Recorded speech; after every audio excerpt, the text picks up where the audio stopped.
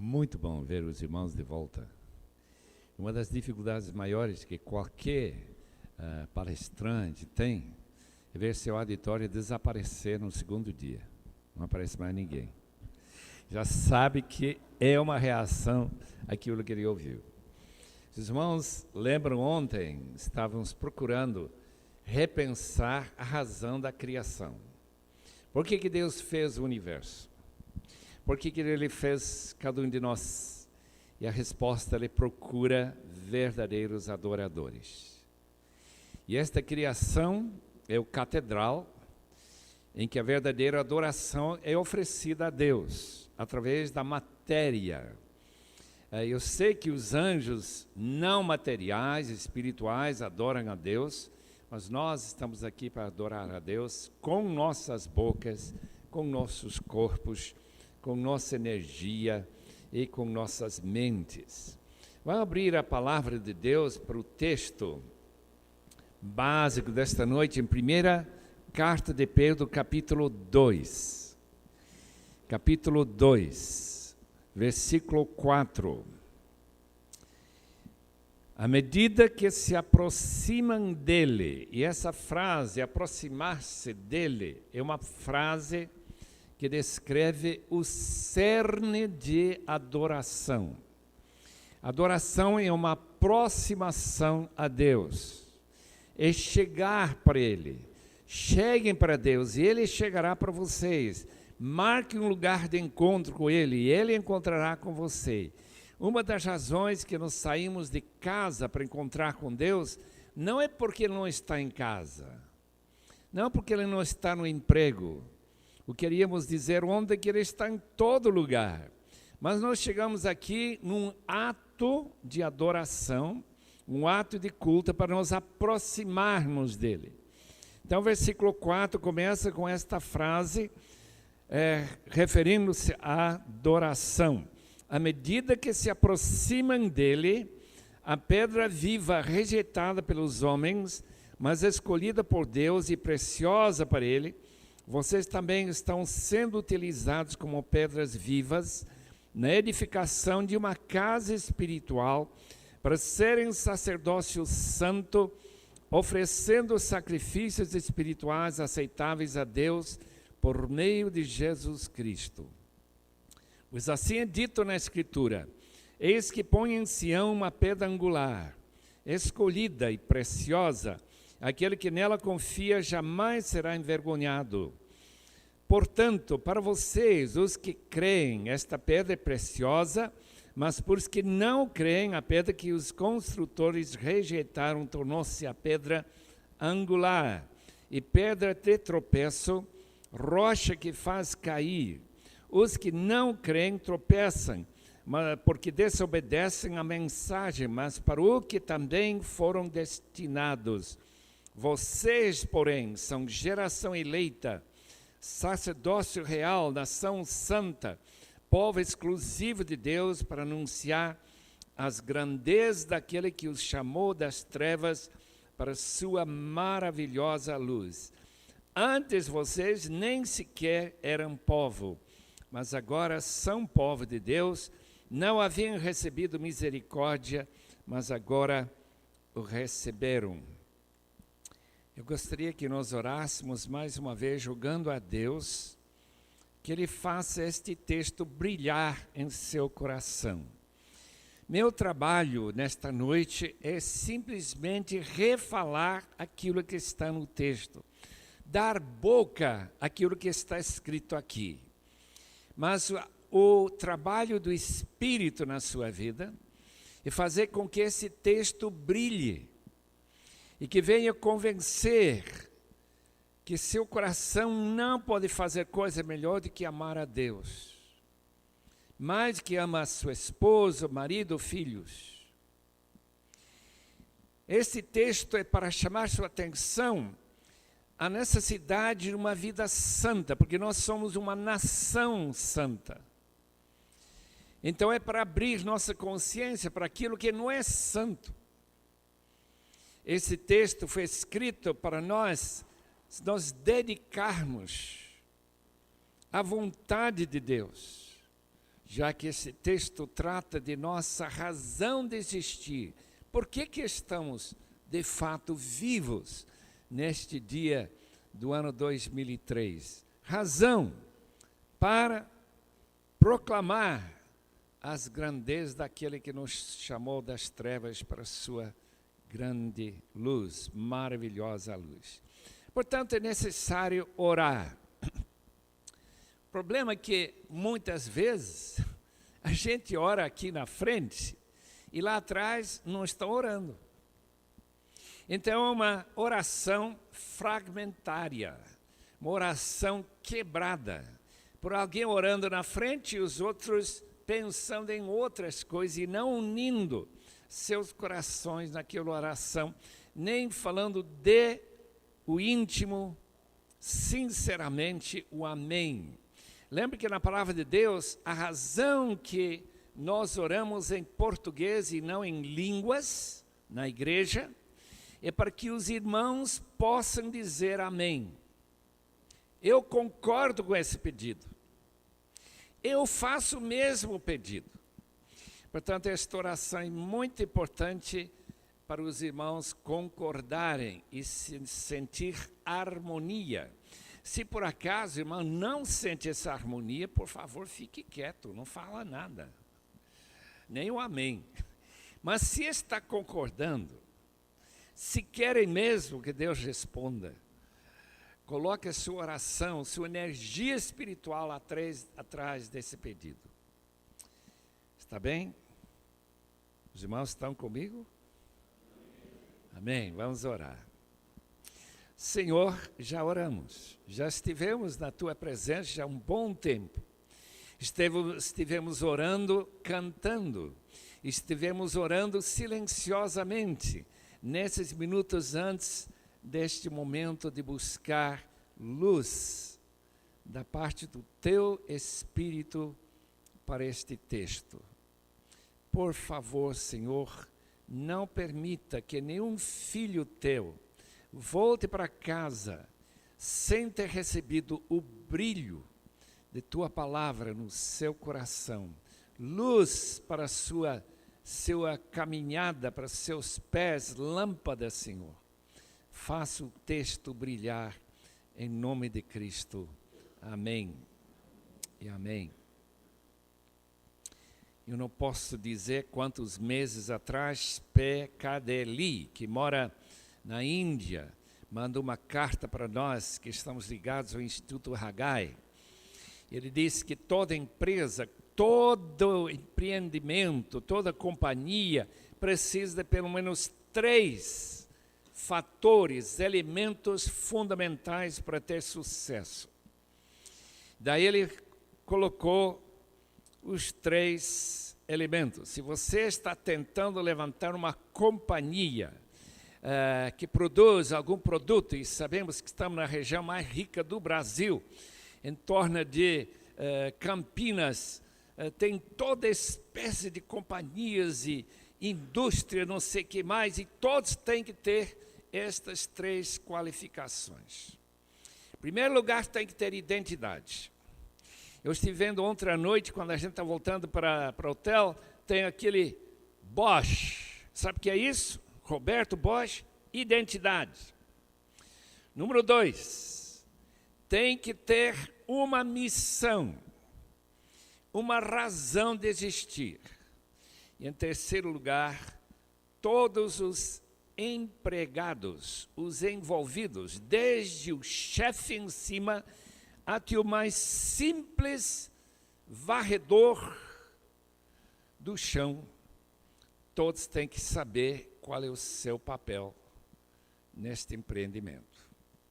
E o interessante é que Pedro, que nunca tinha estudado a direção de alguma companhia, aqueles famosos MBA de Harvard, né? Como se dirige uma empresa. Ele colocou tudo isso aqui nesse texto. E está tudo em torno de nosso tema, que é adoração. Em primeiro lugar, sua identidade. Se você é cristão, você tem 4 identidades que realmente são uma só identidade. E nós encontramos isso no versículo 9. Vocês, porém, são geração eleita. Tem alguns irmãos aqui que não gostam de ser eleitos. Eles gostam de que eu elegi a mim mesmo. Tem muitos batistas, especialmente na região de Rio de Janeiro, que tem uma antipatia muito grande de ser uma geração eleita. Mas, meu querido irmão, quem elegeu você nascer? Foi você? Eu não. Eu não existia para eleger a minha existência aqui no mundo. Então eu nasci por eleição dos meus pais. E dizer que eu sou gerado por causa da eleição de Deus, faz parte do interesse muito grande e particular da parte de Deus a meu respeito. Queridos irmãos, se Deus me elegeu e elegeu você para nascer, será que não tem nenhum propósito na sua vida? Será que você vai viver mais ou menos como uma gota de água que cai no mar e que não tem propósito nenhum, ao não ser molhar o que já está molhado? Eu acho que não é bem isso que Deus tinha em mente quando Ele elegeu esta geração eleita. É sua identidade. Número 2, sua identidade é de sacerdócio real. Há uns 2 dias atrás, a gente estava falando em Uberlândia sobre a razão da reforma. A reforma, dia 31 de outubro, celebra-se 486 anos, desde que Martinho Lutero colocou aquelas famosas 95 teses na porta da igreja do castelo de Wittenberg, na Alemanha, na Saxônia. E aquele irmão colocou isso e criou esse reboliço que nos trouxe o privilégio de sermos reconhecidos com a identidade de todos os crentes serem sacerdotes. Meus irmãos, que identidade interessante, porque quando eu era pequeno lá na Bolívia eu não gostava de sacerdote de jeito nenhum. Eu não gostava da maneira que eles se vestiam, eu não gostava da cara deles, não gostava da maneira deles falarem, tentando falar um pouco de latim misturado com espanhol, e eu não gostava da maneira que trataram meu pai. Uma vez um desses sacerdotes deu um soco no meu pai, e eu não gostei disso. E uma vez um deles, não sei, se incentivou o martírio de uns 10 irmãos na Bolívia, incentivando os índios a apedrejarem irmãos da igreja, 1950, não é tanto tempo atrás. Mas olha, quando eu comecei a entender o que a Bíblia quer dizer com esta palavra sacerdócio espiritual, casa espiritual para serem sacerdócio santo, comecei a entender que a minha identidade é muito, muito diferente do que aquele tipo de pessoa que eu odiava como criança. Sacerdote é uma pessoa que tem um imenso privilégio de colocar sua mão na mão de Deus e sua outra mão na mão de uma pessoa em necessidade e fazer pontes entre Deus e gente. E todos nós, amados irmãos, temos esse privilégio de sermos pontes. Por isso que a PUC é uma universidade pontífice. A Igreja Católica já há muito tempo reconhece essa importância que o sacerdote tem de preencher lacunas e fazer contato com o invisível e o mundo visível e fazer esse contato vingar por benefício de um mundo perdido que perdeu o seu contato com o Criador. Número 3, sua identidade não é somente ser sacerdote, ser geração eleita, mas é ser uma nação. E a palavra nação traduz o conceito de família.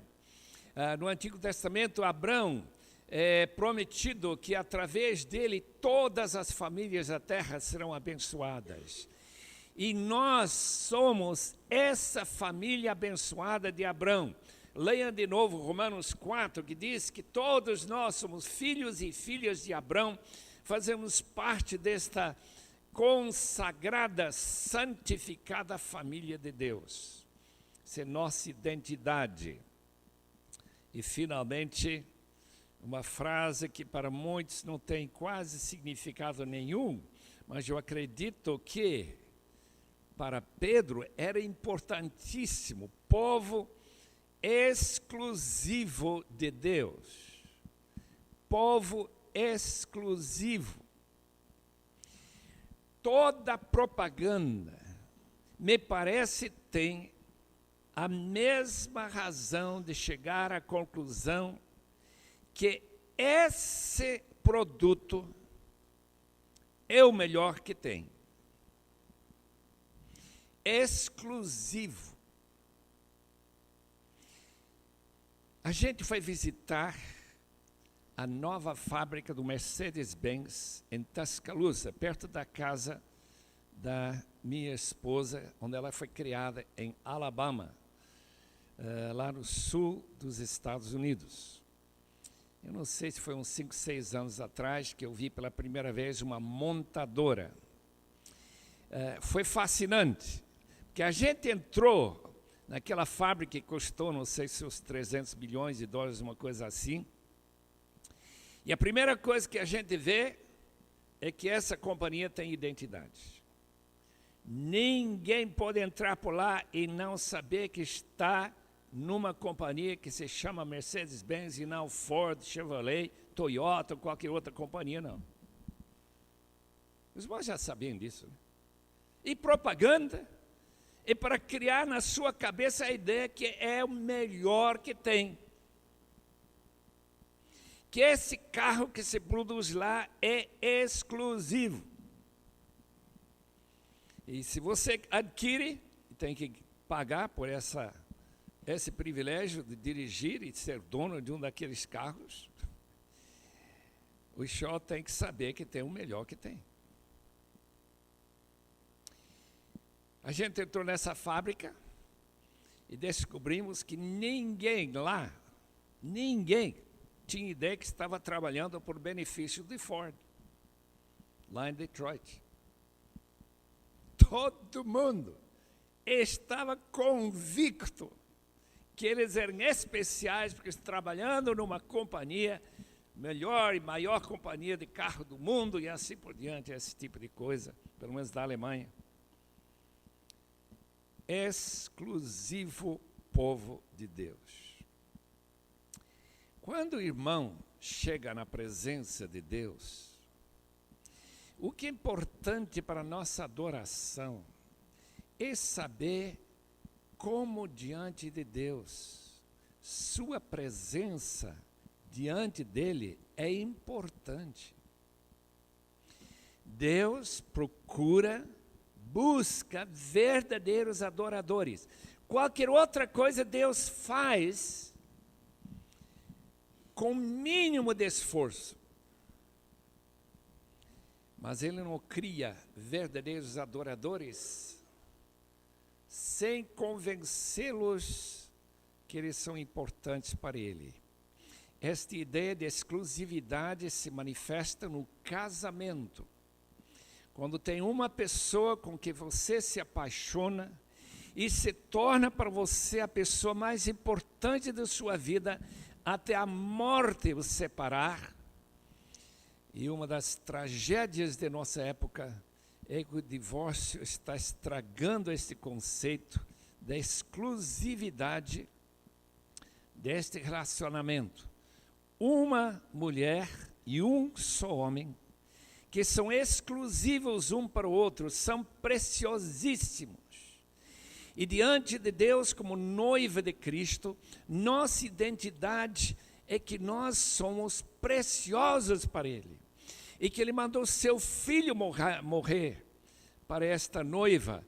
Abrem suas Bíblias por um instante em Efésios, capítulo 5, e versículo 26. Nós sempre falamos que Jesus morreu por mim, mas este texto declara que Jesus morreu pela igreja, sua noiva. que ele achou que ela valeria a pena comprá-la com seu próprio sangue. Capítulo 5 e versículo 26, Cristo amou a igreja, entregou-se por ela, versículo 25b, para santificá-la, tendo-a purificado pelo lavar de água mediante a palavra, e para apresentá-la a si mesmo um dia, como igreja gloriosa, sem mancha nem ruga, ou coisa semelhante, mas santa e inculpável. Amados irmãos, esta igreja, que representa a igreja universal ao redor do mundo inteiro, esta igreja é preciosa aos olhos de Deus. E sua parte nessa igreja faz a diferença entre ser uma igreja com mancha, ou ruga, ou qualquer outro defeito, se você não for uma pessoa santa que busca o Senhor com verdadeira paixão. Adoração, portanto, mostra sua identidade, o seu privilégio de estar onde você está em relação a Deus. Tal como eu entrando naquela fábrica com alguns colegas, entrando lá, eu nunca pensei nenhum instante, eu pertenço a este lugar. Eu não tinha nenhuma identidade com Mercedes-Benz, eu era simples turista. Eu era uma pessoa espectador, mas não uma pessoa que se faz parte dessa identidade. Número 2. Toda companhia, todo empreendimento, todo grupo precisa não somente ter sua identidade, normalmente já tem um nome, Igreja Batista Bonfim, mas também tem uma razão de existir. E capítulo 2:9b, para anunciar, proclamar as grandezas daquele que o chamou das trevas para sua maravilhosa luz. Amados irmãos em Cristo, sua razão de ser é de anunciar, usar a sua boca, sua mão para escrever, qualquer maneira de comunicar algo sobre Deus, sobre sua grandeza, sobre sua importância, sobre aquele que nos chamou das trevas, onde estávamos debaixo terrível império das trevas satânica, e transferir-nos para o reino do seu Filho amado.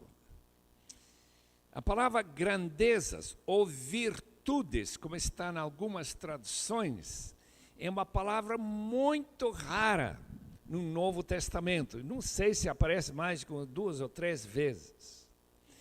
A palavra grandeza, importância, aquilo que destaca, aquilo que coloca Deus acima de toda outra existência, é o que é fundamental na nossa razão de existir. Imagina só um instante o que está ensinado em nossas escolas brasileiras, americanas, todo esse mundo ocidental, desde 1860, essa terrível teoria chamada evolução. Qual é a razão de ensinar evolução? Em vez de falar das grandezas de um Criador, que do nada, apenas com desejo falado, fez com que num instante este mundo viesse a existir. Não há ninguém que pode fazer uma coisa dessa tão maravilhosa. este sol que nos mantém com vida, porque se esse sol se apagar amanhã ou esta noite, no outro lado, enquanto está brilhando, e de repente parar de brilhar, todos nós fatalmente estaremos mortos brevemente. Não temos nenhuma possibilidade de existir sem o sol. E esse sol começou a brilhar num certo instante. Nós sabemos disso. Qualquer professor, qualquer astrônomo sabe disso. Ele sabe que esse sol não brilha para sempre, porque está gastando energia. Hoje gastou mais energia do que toda a energia que a humanidade tem gasto desde Adão até hoje.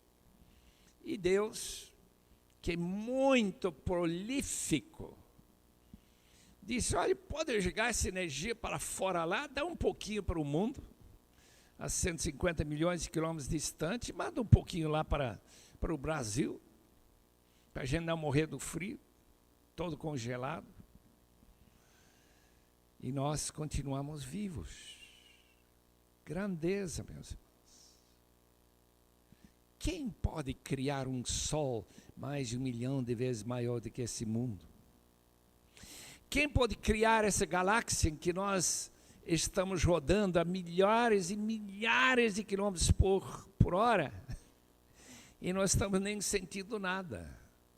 Nesta imensa roda de estrelas, que tem 100 milhões de anos-luz de diâmetro. E enquanto eu digo diâmetro, a luz já deu 7 voltas ao mundo. Multiplique isso, durante 100 mil anos já tem a largura dessas estrelas que fazem parte da Via Láctea. Mais ou menos 100 bilhões de sóis do tamanho do nosso Sol, alguns muito maiores, outros menores, mas energia sobrando. Quando a gente vai para uma escola, escuta sobre evolução, escuta sobre materialismo, quando a gente escuta que não tem nenhuma origem destas coisas, não tem nenhuma explicação, é uma tentativa de não anunciar as grandezas daquele que fez tanto por nós, não somente na criação física, e principalmente, segundo este texto, um Deus tão amoroso e tão maravilhoso, que Ele nos salva de nossos pecados, de nossa rebelião e subversão, sem falhar na sua justiça. Deus podia ter nos perdoado. Muita gente acha que Deus deveria ter nos perdoado, sem Cristo ter morrido na cruz, em nosso lugar. Mas Deus nunca podia ter feito uma só coisa que não era coincidente, perfeitamente alinhado com sua justiça, porque o seu caráter é aquilo que mais importa da parte de Deus. Portanto, adorando, meus irmãos, quando adoramos, estamos falando das grandezas de Deus. Estamos tentando passar o que qualquer anúncio sobre a Mercedes-Benz tenta passar. Que quem inventou esse carro, quem desenvolveu, esses engenheiros, fizeram uma coisa tremenda. Mas em comparação com o que Deus tem feito, é absolutamente nada. Nada. Em último lugar, todos nós temos a tremenda responsabilidade de saber individualmente qual é nosso papel nesta realidade chamada Igreja de Cristo. Povo de Deus, vocês que não eram povo, agora são povo. E qual é o seu papel? Eu não tenho nenhum papel, porque Deus não me deu nenhuma chamada para ministério. Você já leu sua Bíblia? Porque a Bíblia fala exatamente o contrário. Que não tem nenhum cristão na face da terra que não tem um chamado. Não tem nenhum. Pensar que só pastor Rolf, pastor Marcílio tem chamado e nós não, é uma mentira diabólica. Para você caminhar sua vida para o céu sem cumprir sua razão de estar com vida. Quando nós entramos naquela fábrica e fomos dando aquele tour, eu percebi uma coisa que todo mundo teria já imaginado, que daqueles 700 e poucos empregados, todos sabiam qual a sua razão de estar naquele lugar. Eu não vi nenhuma pessoa andando lá dentro dizendo, puxa vida, o que estou fazendo aqui? Porque se ele tivesse falado isso, já sabia que era turista. Ele não podia ser empregado, não saber a razão que ele está lá. Nenhuma entidade pode ter sucesso, Vida Nova não pode ter sucesso, se naqueles 20 mais ou menos empregados lá em São Paulo, em Cidade Durta, e eu chego lá e vejo, o que eu estou fazendo aqui? Estou recebendo meu salário? Meu amigo, na Igreja de Cristo não é diferente. Desde criancinha, até a gente perder o cérebro e não funcionar nada mais direito aqui em cima. Naquele período, todos nós temos um papel a desempenhar. O versículo 5. Vocês também estão sendo utilizados como pedras vivas na edificação de uma casa espiritual para serem sacerdócio santo, oferecendo sacrifícios espirituais aceitáveis a Deus por meio de Jesus Cristo, pois assim foi escrito nas Escrituras. 2 papéis para todo mundo. Primeiro, todos nós estamos sendo edificados.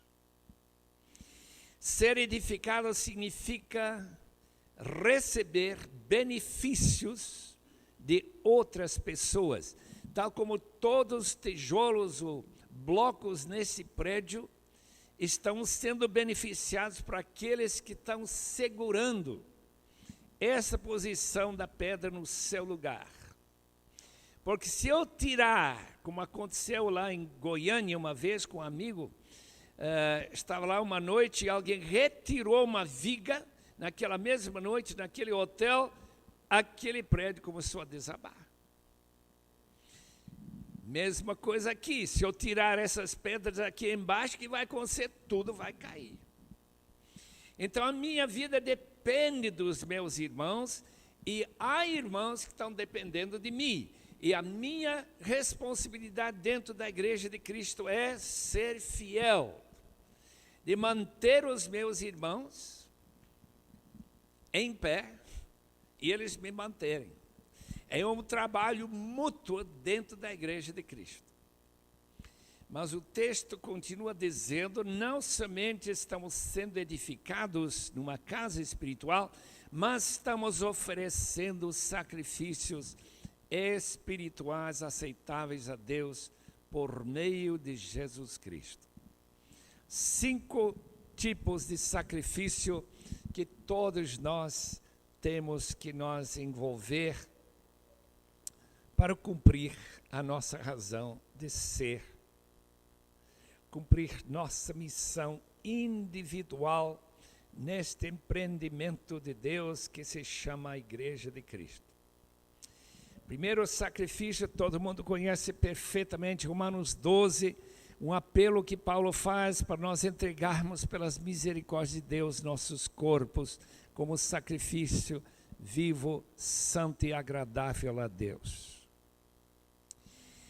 Se você nunca entregou seu corpo para Deus, você está em falta na adoração. Porque o texto diz, em Romanos 12, que este é o culto que Deus quer. Tem crentes que nunca ofereceram o seu corpo para Cristo. Seus corpos são para eles usar, levar onde eles querem, fazer com o seu corpo o que eles querem, viver onde eles querem, nunca parar para perguntar a Deus o que é que tu queres com o meu corpo. Tu me deste esse corpo.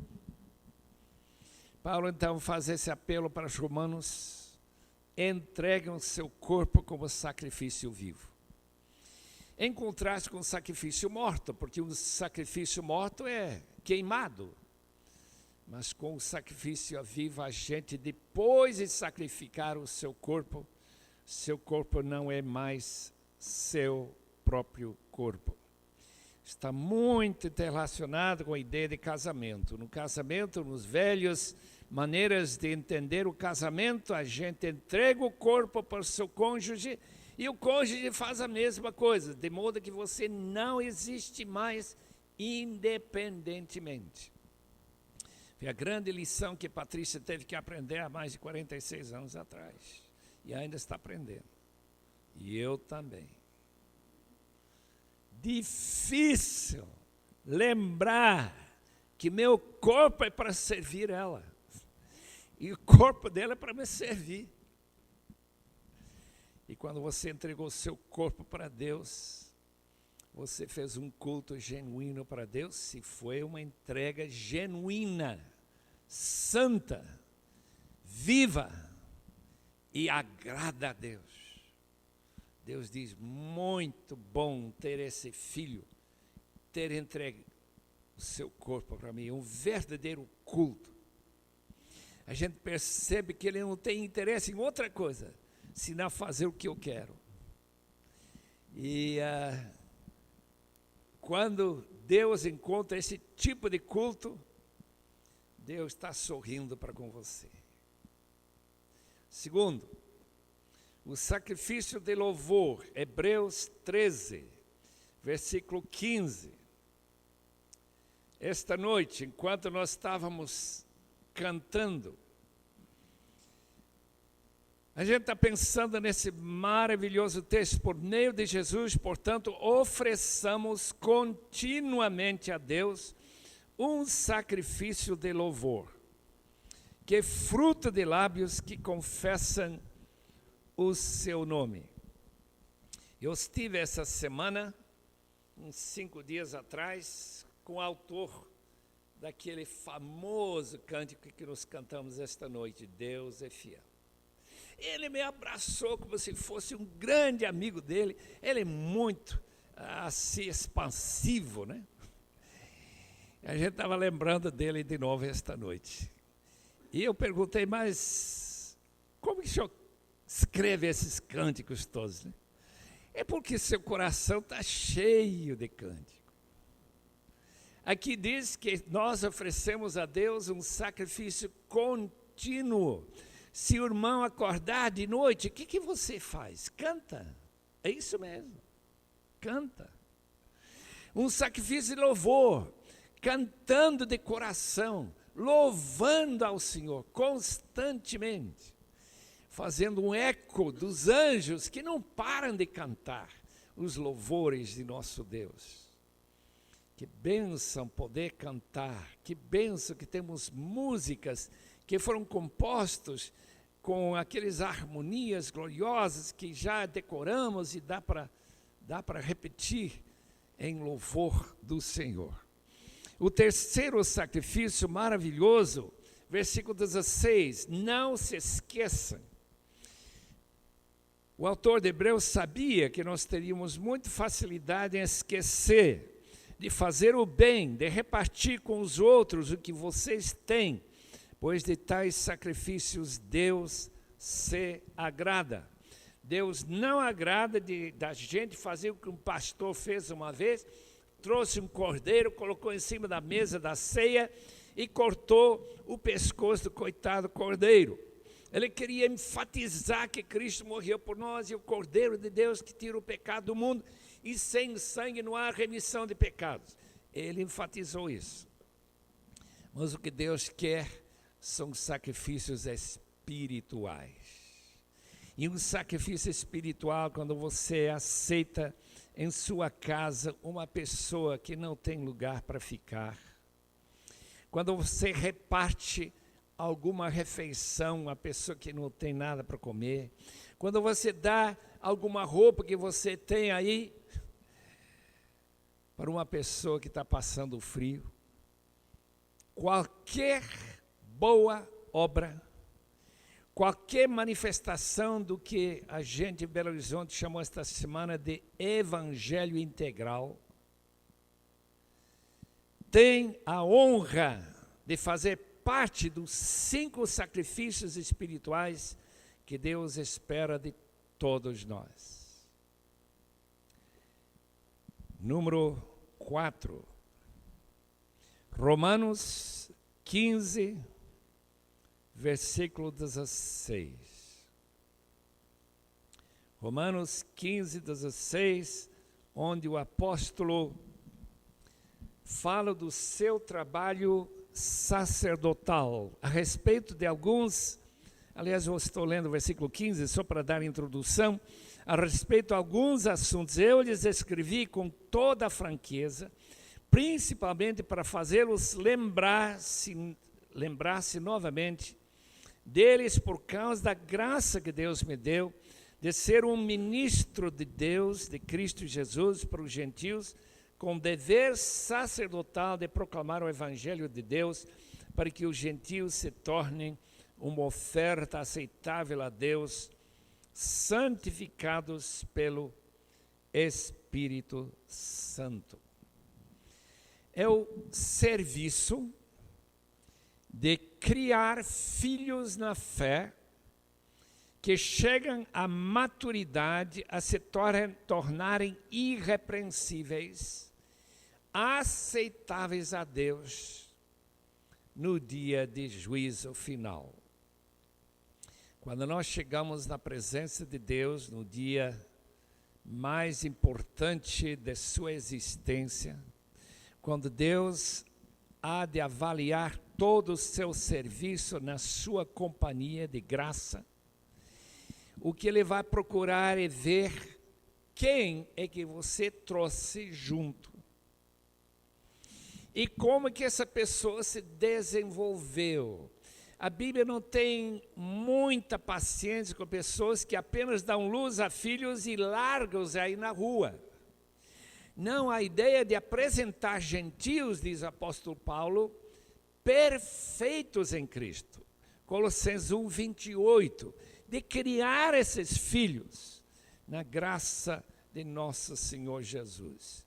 Os irmãos que têm o privilégio, eu conto como um dos privilégios maiores que tem, de trabalhar com grupos, células, caseiros, de estar ajudando aquelas pessoas a crescerem na sua fé, orando por eles, estão dentro deste sacrifício número 4, de Romanos capítulo 15, versículo 16. De ser um ministro de Cristo para os gentios, com dever sacerdotal de proclamar o Evangelho de Deus, para que os gentios se tornem uma oferta aceitável a Deus, santificados pelo Espírito Santo. O último sacrifício mencionado no Novo Testamento como sacrifício espiritual é Filipenses capítulo 4, versículo 18. Disse o apóstolo: recebi tudo e o que tenho é mais do que suficiente, estou amplamente suprido, agora que recebi de Epafrodito os donativos que vocês enviaram, são uma oferta de aroma suave, um sacrifício aceitável e agradável a Deus. O que é uma aroma suave para Deus? Suave. É gente oferecendo dinheiro para a obra missionária. Quando Deus convence você, meu irmão, de tirar dinheiro do seu bolso para ajudar um obreiro lá em Timor-Leste, para ajudar um irmão que está servindo a Deus em Guiné-Bissau, ou lá em Moscou, Marcelo, que está servindo a Deus, como quem ajuda jovens a conhecer a Cristo através do futebol. Qualquer que seja aquele mensageiro de Deus fora do país, onde ele não tem jeito de levantar fundos, e você manda ele alguma oferta através da sua igreja, e aquele irmão continua podendo servir ao Senhor da glória. Não muito tempo atrás estivemos com o irmão que tem o mesmo nome desta igreja, Alexandre Bonfim. E ele está de volta no Brasil por uma simples razão: quer manter seu ministério na Espanha. Ele simplesmente não tinha condições financeiras. E ele voltou muito triste depois de tentar tudo, inclusive o que se chama fazer tendas. Simplesmente não havia nenhuma maneira dele se manter, pagar o aluguel, manter o testemunho, não simplesmente roubando, mas sempre querendo servir a Deus em Barcelona ou nos arredores de Barcelona, na Espanha. Amados irmãos, sacrifício que agrada a Deus, segundo Paulo, inspirado, é oferta de aroma suave que os irmãos de Filipos mandaram para o apóstolo Paulo, o missionário que tinha ganho eles para Cristo. Sabemos de 2 Coríntios capítulo 8 que eram muito pobres. Não vale a pena dizer para Deus: nós somos muito pobres, nós não temos dinheiro. O texto diz que aqueles irmãos de Macedônia, irmãos de Filipos, de Tessalônica, de Apolônia, aquelas cidades ao norte da Grécia, eles deram sacrificialmente, deram mais do que puderam dar. Eu entendo que eles tomaram dinheiro emprestado para poder dar aquela oferta para os irmãos em Jerusalém. Irmãos, o Brasil dá um montante na média de R$1,30 por crente para o sustento missionário, por ano, não por dia. Podia ser por dia, mas é por ano. Irmãos, isso não pode ser. A última vontade de Cristo para a sua igreja é de fazer discípulos de todas as nações. O Brasil já tem muitos discípulos, milhões de discípulos, mas tem povos neste mundo que não tem nenhum discípulo ainda. Povos totalmente não alcançados pelo Evangelho, buracos negros no mapa do mundo, mais de 2.000 deles. E tem gente que gostaria de ir. Seu problema, falta de sacrifício agradável a Deus em relação a finanças. Esta noite Deus nos dá o privilégio de viver para Ele, oferecendo 5 sacrifícios: o corpo, louvor, boas obras, repartindo com aqueles que não têm, de cuidar de pessoas, trazendo-os para Cristo para oferecer, santificados pelo Espírito, e finalmente oferecendo para aqueles que precisam de nossa ajuda, dinheiro. Se nós estivermos como aqueles operários daquela fábrica de Tuscaloosa, na Alabama, se estivermos com aquela alegria de ter nossa identidade já garantida, estamos envolvidos com a maior e mais importante organização do mundo, chamada Igreja de Jesus Cristo. Se nós estão